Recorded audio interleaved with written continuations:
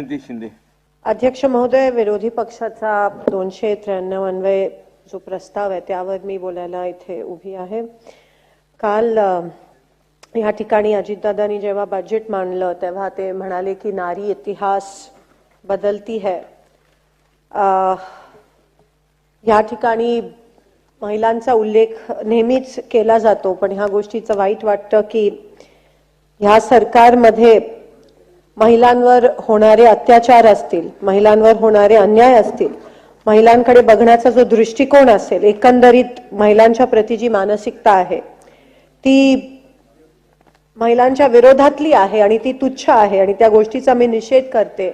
आज विरोधी पक्षांच्या प्रस्तावावर त्या ठिकाणी विधी व न्याय असेल, लॉ अँड ऑर्डर महाराष्ट्रात असेल, त्यावर खूप मुद्दे आहेत, पण मी सभागृहाचा जास्त वेळ घेऊ इच्छित नाही. मी एवढंच मला एवढंच म्हणायचं आहे की नारी इतिहास जरूर बदलती है, लेकिन भीक नको हक्क हवा आहे आम्हाला. भीक नको हक्क हवा आहे, उपेक्षा नको शिक्षण हवा आहे, अत्याचार नको मायेची फणकार हवी आहे. स्त्री जग जिंकू शकते, तिला फक्त समाजाची साथ हवी आहे. पण जेव्हा सत्ताधाऱ्यांची साथ नसते तेव्हा समाजाला वाटायला लागतं की जर आम्ही पण महिलांच्या विरोधात बोललो किंवा महिलांच्या विरोधात आम्ही काही केलं तर आम्हाला 100% त्याचं समर्थन मिळेल. त्याच पद्धतीत ज्या पद्धतीत विरोधकांचे आमदार असतील, सत्ताधारी पक्षातले जे आमदार असतील किंवा त्यांचे वेगवेगळे पदाधिकारी असतील, ज्या पद्धतीत ते दिवसा ढवळे लोकांचे खून करतायत, दिवसा ढवळे गन्स बंदुकी घेऊन खिशात बंदुकी घेऊन फिरतायत आणि फायर करतायत आणि त्यांना कोणाची भीतीच नाहीये, कारण का कुठेतरी हे सत्ताधारी लोक ह्या अशा प्रवृत्तीचं समर्थन करताना आपल्याला दिसत आहेत आणि त्या गोष्टीचा मला या ठिकाणी ठामपणे निषेध करायचे. कारण का जेव्हा आपल्याला वाटतं की आपल्यावर कोणाचा तरी हात आहे आणि आपल्या विरोधात काही कारवाई होणार नाहीये, तेव्हा असं महाराष्ट्रात कधीच झालं नव्हतं. आपल्या पुरोगामी महाराष्ट्रात असं कधीच झालं नव्हतं की दिवसा ढवळ्या लोक बंदुकी घेऊन फिरतायत आणि फायर करतायत. हे असं कधीच झालं नव्हतं. आपला महाराष्ट्र पुरोगामी साधू संतांचा महाराष्ट्र आहे आणि आज ह्या महाराष्ट्रात जे काही होताना दिसतंय त्याचं एक वाईट वाटतं आणि ही शोकांतिका आहे. महिलांचा विषय जर आपण घ्यायला गेलो तर आत्ताच अनेक दिवसापासून अंगणवाडी सेविकांचा मोर्चा त्या ठिकाणी आझाद मैदान असेल, जिल्ह्यात अंगणवाडी सेविकांचा मोर्चा चालू आहे. भाकरी चटणीचं आंदोलन सुरू आहे. ह्या अंगणवाडी सेविका असतील, मदतनीस असतील, ह्या आपल्या महाराष्ट्राचा कणा आहेत. ह्यांच्याकडून इलेक्शनच्या वेळेस कोरोनाच्या काळात आंबाप कामं करून घेतो, त्याचं त्यांना काही पगार मिळत नाही आणि आता साधं मानधन पण वाढवायला ही लोक तयार नाही आहेत. जेव्हा गरज असते तेव्हा या अंगणवाडी सेविकांना राबवणारं हे सरकार आहे आणि उपासमारीची वेळ आली आहे त्यांच्यावर. साधं त्यांना फक्त 500 रुपये 1000 रुपये मानधन वाढीचा जो प्रस्ताव आहे तो पण ह्या सरकार मंजूर करत नाहीये. ही या ठिकाणी शोकांतिका आहे. आज ह्या अंगणवाडी सेविका ह्या माता भगिनींची अवस्था एवढी वाईट आहे आणि त्यांचा उपयोग परवा काहीतरी नवीनच आरक्षणाचा सर्वे निघाला. तो नेमका कसला सर्वे होतो, प्रत्येकांच्या घरी जबरदस्ती करून हा सर्वे घेतला, तो कसला होता, त्यासाठी पण महानगरपालिका, जिल्हा परिषद, अंगणवाडी सेविकांचा वापर केला गेला. म्हणजे हे सरकारी कर्मचारी आहेत, हे गव्हर्नमेंट सर्व्हिसमध्ये आहेत आणि त्यांच्याकडून तुम्ही अशी कामं, नेमकं काय षडयंत्र आहे आणि काय कट कारस्थान ह्या सरकारचं चाललंय ह्यावर देखील प्रश्न निर्माण होतो. दुसरा प्रश्न महिलांच्या निगडीत असणारा संजय गांधी निराधार योजना. संजय गांधी निराधार योजनेमध्ये काल दादानी इथे घोषणा दिली की 1,500 आता वाढवलेत. हे मागच्या वर्षीचं हे कॉपी पेस्ट बजेट होतं. 1,500 वाढ जी केली, 500 रुपये वाढ ही काही वर्षापूर्वी केली आहे, पण ग्राउंड लेवलला अस्तित्व असं आहे की वस्तुस्थिती अशी आहे की ते 500 रुपये पण त्यांना मिळत नाहीयेत. 1,500 म्हणजे 1000 आणि 500 त्यांना फक्त 500 रुपये मिळत आहेत, कारण का एजंट म्हणतायत की आम्हाला तुम्ही वरचे 500 द्या मग आम्ही तुम्हाला 500. मग हे उरलेले 1000 रुपये नेमके जात आहेत कुठे? संजय गांधी निराधार ही काँग्रेस सरकारची आयकॉनिक स्कीम, हिस्टॉरिक स्कीम होती, ज्याच्यामुळे आपल्या परित्यक्त्या महिलांना आज काही नाही तर मला नाही वाटत मोदी सरकारकडून फारसं त्यांना काही मिळत. एक उज्ज्वला योजना होती, ती पण फ्रंट डोअरनी होती, मागच्या दरवाजाने उज्ज्वला योजना मिळाली तर तुमचं दारिद्र्य रेषाचं कार्ड कट करत होते. त्याच्यात पण तुम्ही जर करप्शन करत असाल, त्याच्यात पण जर तुम्ही भ्रष्टाचार करत असाल तर तुम्हाला लोकांच्या समोर जाण्याचा अधिकार आहे का? संजय गांधी निराधार महिलांचे जर तुम्ही पैसे असे कट करत असाल आणि त्याच्यावर काय 21,000चा उत्पन्न दाखला. आम्ही वारंवार इथे मागणी करतो की 21,000ची जी अट आहे ती 50 करा, 51 करा. आज 21,000ची उत्पन्न दाखला मिळतच नाहीये कोणाला तलाठ्यांकडून, कारण का तेवढं उत्पन्न राहिलंच नाहीये. आणि मुद्दामून कट कारस्थान की 21,000चा उत्पन्न दाखला द्यायचा नाही आणि म्हणून त्या महिलांना संजय गांधी निराधार योजना लागू करून द्यायची नाही. म्हणून जे लाभार्थी आहेत संजय गांधी निराधारचे ते हळूहळू कमी होत चाललेत. कुठेतरी ही स्कीम, ही योजना जी आहे ही बंद करण्याचं देखील षडयंत्र हे सरकार करत आहे, हा माझा आरोप आहे. मानधन वाढवलं ताई, तुम्हाला पण माहिती मिळत नाही, तुम्ही बसून बोलताय ते नंतर उत्तर देईन. असंघटित कामगार कल्याण मंडळाची काल घोषणा केली. असंघटित कामगार मंत्री महोदय, एवढे असंघटित कामगार आहेत, त्याच्यात बीडी कामगार आहेत, बांधकाम कामगार आहेत, यंत्रमाग कामगार घेतले. प्रत्येक कामगाराच्या गरजा ह्या वेगळ्या असतात. तुम्ही डायरेक्ट इलेक्शन आहे म्हणून इलेक्शन स्टॉप म्हणून डायरेक्ट असंघटित कामगार कल्याण मंडळ, पण त्याच्या काय आहेत, त्याचे लाभ काय आहेत, त्याचे पॉइंट्स काय आहेत, त्याच्या माध्यमातून काय बेनिफिट्स, काहीच उल्लेख नाही. फक्त इलेक्शन स्टॉप म्हणून असंघटित कल्याणकारी मंडळ. आता बीडी कामगारांच्या ज्या मागण्या आहेत त्या यंत्रमाग कामगारांपेक्षा वेगळ्या असतात. ज्या घरेलू कामगारांच्या मागण्या आहेत त्या इतर माथाडी कामगारांपेक्षा वेगळ्या असतात, पण त्याच्याबद्दल काहीच उल्लेख नाही. मंत्री महोदय, इथे काल साडी द्यायची घोषणा, तिथे महिलांचे पोट भरत नाहीये, महिलांना निराधार पेन्शन मिळत नाही आणि तुम्ही साडी देता. जसं मला असं वाटतं धर्मासोबत कर्म करणं पण तेवढंच महत्वाचं असतं, पण कर्म करताना हे कोणी या ठिकाणी दिसत नाहीये. त्याच्यावर साधं साडीवर काय पोट या ठिकाणी भरलं जात नाही. अध्यक्ष महोदय, जे आपल्या कुस्तीपट्टू, महिला कुस्तीपट्टू आहेत त्यांच्यावर जो अन्याय आणि अत्याचार झाला आणि तरी त्या भाजप खासदाराचा स्वागत करण्यात येतो, ह्यावरून कळतं की सत्ताधाऱ्यांची मानसिकता ही महिलांना किती तुच्छ समजणारी त्यांची ही मानसिकता आहे. अध्यक्ष महोदय, महागाई वाढते. मला जाहिरात कुठेतरी टीव्हीवर दिसली की माँ ख्याल रखती है, माँ बच्चे का ख्याल रखती है, माँ बेटे को खाना देती है, लेकिन माँ का ख्याल कौन रखता है? आणि त्याच्या पुढे मला ते रेकॉर्डवर आणायचं नाही, कारण का जो खुद की माँ का ख्याल नहीं रख सकते वो हमारी माओ का क्या ख्याल रखेंगे. मला ह्या ठिकाणी हे बोलायचं आहे. मी जिस माँ की आप बात कर रहे हैं, पण महागाई जेव्हा सिलेंडरचे तुम्ही एवढे पैसे वाढवता, महागाई वाढते, 300 रुपयाचं सिलेंडर आज 1200 रुपयावर आहे, मग तेव्हा नाही का ह्या माची आठवण येत? जेव्हा रेशन दुकानामध्ये मालच नसतो, दसरा दिवाळीला आमचं सरकार साखर द्यायचं, त्या राशन दुकानामध्ये मालच नाहीये, मग तिथे नाही का माला चटके बसत? शेतकरी मरताय, तिथे नाही का या धरती माला त्या ठिकाणी चटके बसत? तर किस माँ का ख्याल रख रहे हो आप? हा प्रश्न मला त्यांना विचारायचा आहे. अध्यक्ष महोदय, आपल्या महात्मा फुले योजना आणि पंतप्रधान आरोग्य योजना काहीतरी एकत्र केली आता आपल्या महाराष्ट्रामध्ये, आणि त्या माध्यमातून एवढं मोठं स्कॅम आहे की एका हॉस्पिटलला जर महात्मा फुले योजनेमध्ये एम्पॅनल व्हायचं असेल तर त्यांच्याकडून मोठ्या प्रमाणात पैसे घेतले जातात. आणि जवळजवळ सोलापूर जिल्ह्यात 60 असे हॉस्पिटल्स आहेत जे लाईनीत आहे, ज्यांना ह्या स्कीम मध्ये एम्पॅनल व्हायचे, ज्यामध्ये तुम्ही एवढे कव्हर करताय आजार, पण एम्पॅनलमेंटची परवानगीच मिळत नाहीये हॉस्पिटल्सला, आणि त्यामुळे गोरगरिबांवर ह्या ठिकाणी एक तर खासगी हॉस्पिटल एवढ्या मोठ्या प्रमाणात बिलं देत आहेत, पण गव्हर्नमेंट पण तेच करतायत. शुभ्र, ज्यांच्याकडे शुभ्र कार्ड आहे, पांढरं रेशन कार्ड ज्यांच्याकडे आहे, त्यांना तुम्ही म्हणालात आता तुम्ही ह्या योजनेमध्ये शुभ्र रेशन कार्ड ज्यांच्याकडे त्यांना पण ही योजना लागू होणार आहे. पण जेव्हा ऑनलाईन ते भरायला जातात तेव्हा पांढरं रेशन कार्ड ती ऑनलाईन साईट ऍक्सेप्ट करत नाहीत.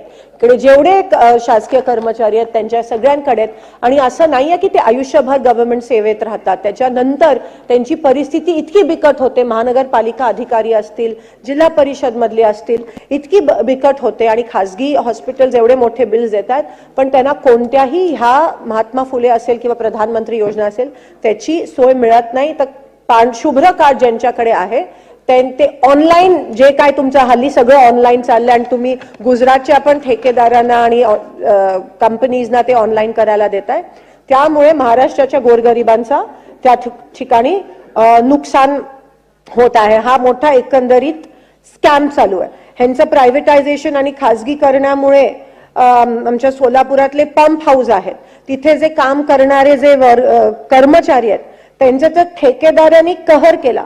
त्या पंप हाऊसचे जे कर्मचारी आहेत त्यांना या ठेकेदारांनी सांगितलं की तुम्हाला जर पगार पाहिजे असेल, त्यांचा पगार काय, ऑपरेटरला ₹17,500 आणि मजुराला ₹16,200, त्यांना मिळतात फक्त 13,200 आणि 11,200, ते पण वेळेत मिळत नाही. ते जे कॉन्ट्रॅक्टर्स आहेत ज्यांना खाजगीकरण म्हणजे पंप हाऊस जे शुद्ध पाणी देतात शहराला, NH पटेल आणि राजलक्ष्मी म्हणतात तुम्ही आम्हाला पहिले ₹2,700 द्या आणि मग आम्ही तुम्हाला वेळेवर पगार तुमचा देऊ. हे प्रत्येक ठिकाणी होतंय. खाजगीकरण झाल्यामुळे आज ठिकठिकाणी सगळे कॉन्ट्रॅक्टर्स म्हणतात पहिले आम्हाला कट द्या मग आम्ही तुम्हाला देऊ. म्हणजे जणू का आता महाराष्ट्र आपण गुजरातच्याच कॉन्ट्रॅक्टरला टेंडर बेसिसवर देतोय का, अशी परिस्थिती ह्या महाराष्ट्रात निर्माण झाली आहे. अध्यक्ष महोदय, ट्रेन हा विषय इथे येत नाही पण महाराष्ट्राची अनेक लोक त्या ट्रेन मध्ये येतात जातात आणि ते ट्रेनची जे साफसफाई आहे ती पण कॉन्ट्रॅक्टरला दिल्यामुळे जनरल वॉर्डमध्ये महिलांना खूप मोठ्या प्रमाणात जे ट्रेनमध्ये जे शौचालय असतात खूप मोठ्या प्रमाणात त्या ठिकाणी त्रास होत असतो. अध्यक्ष महोदय, ह्या ठिकाणी सोलापूर जिल्ह्यामध्ये मंगळवेढा जो तालुका आहे तिकडे फक्त 24 असे गाव आहेत जे पाण्यापासून वंचित आहेत. तर त्यासाठी जी मंगळवेढा उपसा सिंचन योजना आहे त्याची मंजुरी मागच्या वेळेस उपमुख्यमंत्री त्या ठिकाणी होते, त्याची मंजुरी त्यांनी जाहीर केली पण अजूनही त्याला मंजुरी मिळाली नाहीये. 24 गावं अत्यंत वाईट अवस्थेत ही त्या ठिकाणी गावं आहेत. ही जी योजना आहे म्हैसाळ योजना त्याचा फक्त 11 गावांना लाभ झाला पण अजूनही 24 गावं ह्या मंगळवेढा उपसा सिंचन योजनेपासून वंचित आहेत. अनेकदा जेव्हा तिकडचे आमदार आता नाही आहेत ते हयातीत भालकेजी होते तेव्हा पण त्यांनी अनेक वेळा आवाज उचललेला पण अजूनही तिकडची आमची गावं आणि गावात राहणारी सगळी लोक ही पाण्यापासून वंचित आहेत आणि ह्या गरमीत तहानलेली आहेत. सोलापूर शहराचा जो पाण्याचा प्रश्न आहे, आता उजनी धरण तुम्हाला माहिती आहे आता -15 झालंय, 75% पाणी पुरवठा संपलाय, -15% झालाय आणि सोलापुरात सप्टेंबर शिवाय पाऊस होत नाही, ऑगस्ट सप्टेंबर शिवाय पाऊस होत नाही. रोज लोक येतात आणि म्हणतात गढूळ पाणी येतंय, घाण वासाचं पाणी येतंय. महापालिकेमध्ये प्रशासक आहेत, मनमानी कारभार चालू आहे अधिकाऱ्यांचा आणि म्हणून सोलापूर शहराला आज नीट पाणी पुरवठा पण होऊ शकत नाही. मला प्रश्न विचारायचा आहे सत्ताधाऱ्यांना की का तुम्ही इलेक्शन घेत नाही, का टक्केवारी तुमच्या बाजूनी नाहीये म्हणून तुम्ही इलेक्शन घेत. 1-1.5 वर्ष आधी हे महानगरपालिका इलेक्शन व्हायला पाहिजे होते पण त्यावेळेस तुमच्या बाजूनी कदाचित सर्वे झाले नाहीत म्हणून तुम्ही अजूनही घेत नाही आहात आणि म्हणून कदाचित इनकमिंग वाढलंय कारण का तुम्हाला त्या ठिकाणी तुमचे सर्वेज तुमच्या बाजूने नाही आहेत म्हणून हे सगळं चाललंय का. पण सत्ता एक गोष्ट असते आणि जिथे मायबाप सरकार म्हणून बघितलं जातं तिकडे जर लोकांना तुम्ही घाण पाणी देत असाल, जेवण देत नसाल, त्यांना त्यांच्या आरोग्यावर खर्च करणार नसाल, फक्त सत्तेसाठी जर हपापलेलं हे सरकार असेल तर आपण कुठे नेऊन ठेवलाय हा महाराष्ट्र, ह्या गोष्टीचं त्या ठिकाणी वाईट वाटतं.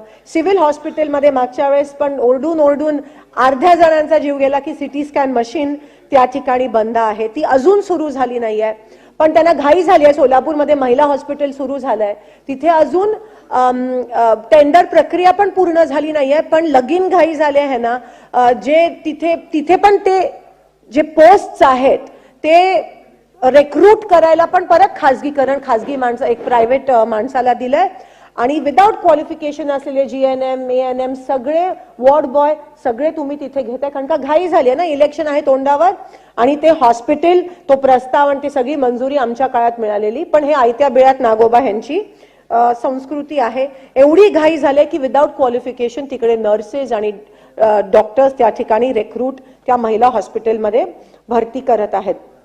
जुनी पेन्शन अजून लागू झालं नाहीये, ते पण गाजर दाखवलं, काहीतरी जाहिरात दिली आणि फक्त 21,000 लोकांना फायदा होईल, पण 21 लाख लोकांचा विसर ह्या ठिकाणी ह्या शासनाला पडला आहे.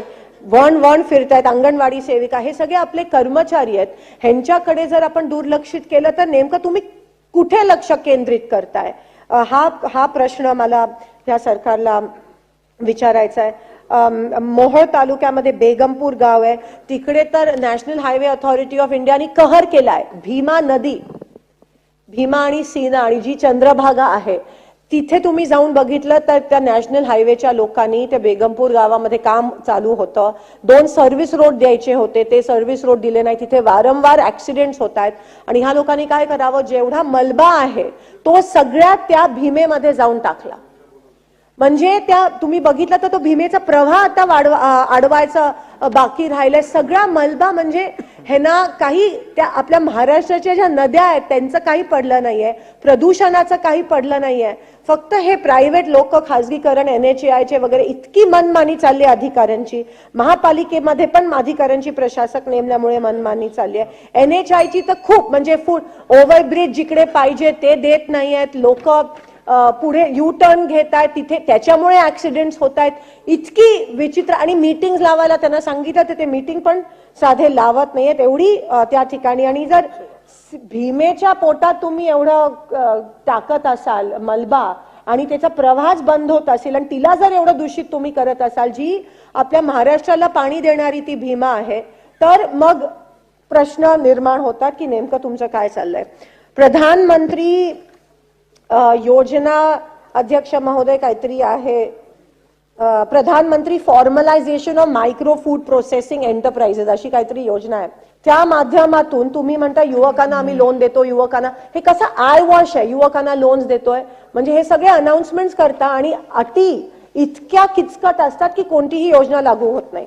इथे तरुणांकडून आता मागताय 10 लाखाचं ट्रान्झॅक्शन झाल्याशिवाय तुम्हाला हे लोन लोनची मंजुरी मिळत नाही. म्हणजे काय चाललंय, एका हाताने देण्याची घोषणा करता आणि दुसरीकडे काही सगळं हॉलो आहे, व्हॅक्यूम आहे. 10 लाखाचा ट्रान्झॅक्शन त्या युवकाचा, तो नवीन सुरुवात करतोय बिझनेस आणि 10 लाखाचा ट्रान्झॅक्शन, डिपॉझिट पण किंवा अकाउंट मध्ये पैसे पण नाही, ट्रान्झॅक्शन दाखवायला पाहिजे तरच तुम्हाला हे लोन मंजूर होईल. म्हणजे आश्चर्य वाटतो.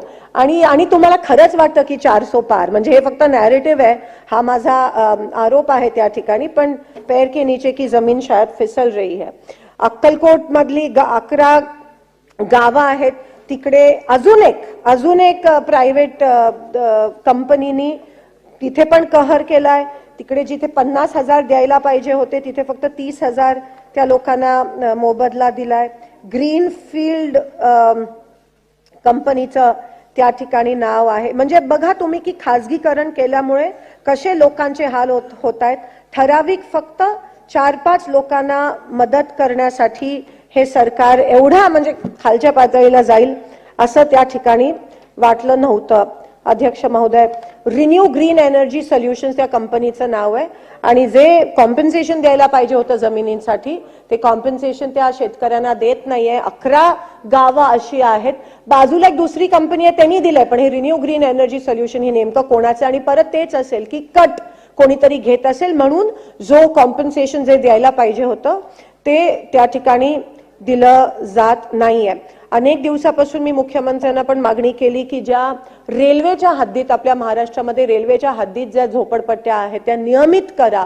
वारंवार रेल्वे प्रशासनाकडून नोटीस बजावल्या जातात की तुम्ही घर रिकामं करा, नाही तर बुलडोझर आणू. बुलडोझर म्हणजे सरकार पूर्णपणे बुलडोझर सरकारच झालंय आणि ह्या पद्धतीत कोणतीही कधी कधी वाटतं अधिवेशनात इथे येऊन म्हणजे ऐकायला तर कोण नसतं आणि जे आपण बोलतो त्याबद्दल गांभीर्यच नाहीये. आम्ही स्वतःसाठी नाही पण त्या गोरगरिबांसाठी मागणी करतोय, त्याच्यातल्या 5 पैकी 2 तरी पूर्ण करा, पण ते काही होताना या ठिकाणी दिसत नाहीये. आणि म्हणून मला असं वाटतं एकंदरीत गोरगरिबांची खूप मोठ्या पद्धतीत हाल या ठिकाणी या महाराष्ट्रात होत आहेत. अध्यक्ष महोदय, हा माझा आरोप आहे. महामंडळ झाली पाहिजेत, लोधी समाजासाठी असेल, मोची समाजासाठी असेल, मातंग समाजासाठी महामंडळ होणं महत्वाचं आहे. इतर महामंडळांना पैसे वाढीव मिळणं त्याच्यात पण अटळ त्रुट्या असतात. सोलापुरात उदय सामंतजी नाही आहेत पण ते रत्नागिरीकडे घेऊन गेले इंजिनिअरिंग युनिव्हर्सिटी. जी गव्हर्नमेंट पॉलिटेक्निक बंद करा तरच आम्ही असं म्हणजे अटीतटीचं राजकारण. आम्ही म्हणालो जी गव्हर्नमेंट पॉलिटेक्निक बंद नका करू आणि इंजिनिअरिंग युनिव्हर्सिटी आता ती रत्नागिरीला घेऊन गेले आणि सोलापूर ॲज युजल तसंच राहिलं. चिमणीचा एवढा विषय केला, एअरपोर्ट होणार होतं, एअर सर्व्हिस चालू होणार होती, 6 महिन्यात म्हणालेले त्यांचे 2 मंत्री महोदय, अजूनही सोलापुरात एअरलाईनची सर्व्हिस चालू झाली नाहीये. बोरामणी एअरपोर्टसाठी पैसे मिळणार होते ते पण थांबलेत, ते पण विकसित होत नाहीये. मी आता असं ऐकलं की नांदेडमध्ये काल परवा आता इमिजिएटली जे लायसन्स सस्पेंड झालेलं ते परत मिळालं आणि Delhi to Nanded air service काल परवा सुरू झाली.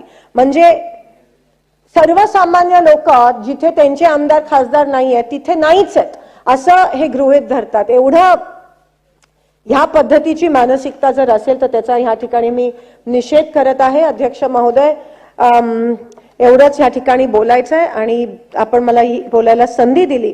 ह्यापैकी 4-5 जरी एक मोठ्या मनाने या सरकारने या सत्ताधारीने जर ह्या मागण्या मंजूर केल्या तर लोकांचं माहित नाही पण देव त्यांचं भलं करेल. धन्यवाद. जय हिंद, जय महाराष्ट्र.